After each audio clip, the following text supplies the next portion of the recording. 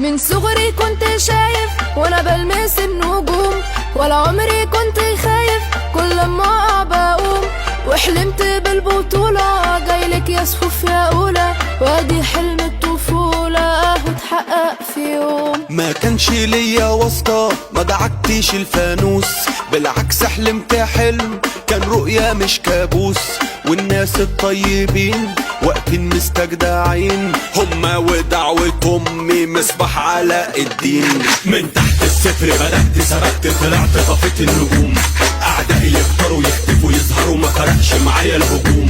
لما انا مش فارق معاك والناس كلها وياك، اسأل عيلتك تقول